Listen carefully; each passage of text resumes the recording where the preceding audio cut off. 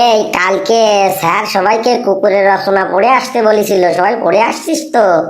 আমি তো পড়ে আসতে পারিনি, রাত্রি কারেন্ট ছিল না, তাই পড়তে পারিনি। কি করব, দেখি স্যার আসে কাকে পড়া ধরে। এই ফেলু, তুই তো কিছু বলছিস না, তুই পড়া করে এসছিস তো? তোরা চুপচাপ থাক, আমি পড়া করে এসছি কি আসিনি সেটা স্যার আসলে দেখে নিস। আমি পড়া করে আসি না না আসি বুঝতে পারবি তখন। এই সবাই ঝগড়া করিস না, চুপ কর, স্যার আসছে।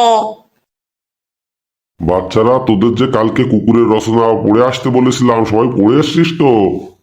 হ্যাঁ স্যার, পড়ে এসছি, আপনি যাকে খুশি তাকে ধরতে পারেন পড়া। গেটু, তুই কুকুরের রচনা বল। স্যার আমার পড়া সম্পূর্ণ হয়নি স্যার, ওই 2 লাইন মতো আমি পড়া মুখস্থ করতে পারিনি স্যার, মোটেও মুখস্থ হয়নি আমার পড়া। কেন পড়া হয়নি? কেন পড়া করে আসিসনি কেন? স্কুলে তোদের কালকে বলেছিলাম পড়া করে আসতে, পড়া করে আসিসনি কেন? স্যার কালকে স্যার কারেন্ট ছিল না, পড়তে বসেছি যখন তখন কারেন্ট চলে গেছে, তার জন্য মুখস্থ করতে পারিনি, ওই 2 লাইন মতোই মুখস্থ হয়েছে। থাক থাক, তোদের দিয়ে আর পড়াশোনা হবে না, তোর পড়া 2 লাইন বলার দরকার নেই। এই ফেলু, তুই পড়া বল দেখি, কি মুখস্থ করে এসিস পড়া বল। বড় তো লেকচার মারছিলি, দেখি পড়াটা বল দেখি। ঠিক আছে স্যার, ঠিক আছে, তাহলে আমি কুকুরের রচনা একদম সম্পূর্ণভাবে যেটা পড়ে গেছি আমি সেইভাবেই বলছি স্যার। স্যার, কুকুরের প্রধান কাজ হলো খাওয়া আর ঘুমানো আর লেজ নাড়ানো। এদের জীবনটা খুবই সহজ, তাই না স্যার? হ্যাঁ ঠিক আছে ঠিক আছে, আগে বল আগে বল। স্যার কুকুরের লেজের ভাষা মানে লেজ নাড়ানো দেখলে বোঝা যায় যে জোরে জোরে লেজ নাড়ালে বোঝা যায় কুকুরটা একটু উত্তেজিত, কিন্তু আস্তে আস্তে লেজ নাড়ালে মনে হবে যে কুকুরটা খুবই খুশি। আবার ঘেউ ঘেউ করলে যদি একটু জোরে ঘেউ ঘেউ করে তাহলে মনে হয় যে মানুষ যখন ফোনে হ্যালো বলে সেই হ্যালো বলার মতন। আবার একটু সুরটা আলাদা হয়।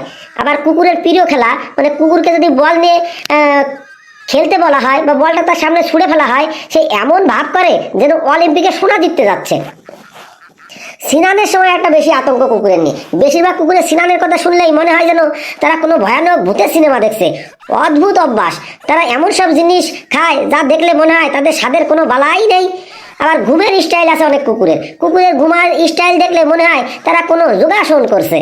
স্যার কুকুর ঘুমের মধ্যে যদি পা নাড়াছাড়া করে তাহলে বোঝা যায় তারা নিশ্চয়ই স্বপ্নে দৌড়াচ্ছে বা কোনো বিড়াল তাড়া করছে।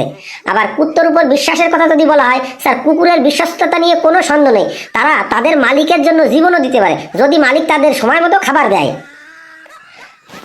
আর যদি পোশাকের কথা বলা হয়, স্যার অনেকে তো দেখেন কুকুরকে পোশাক পরিয়ে দেয়, আর যখন কুকুরকে পোশাক পরানো হয় তারপরে এমন ভাব করে যেন মনে হয় কুকুরগুলো কোনো ফ্যাশন শোতে অংশ নিচ্ছে। স্যার কুকুর আমাদের জীবনের আনন্দ নিয়ে আসে, তাদের অদ্ভুত কাজকর্ম দেখলে আমাদের বিশাল হাসি পায় সব সময়। স্যার কুকুরের রচনাটা কেমন হয়েছে স্যার?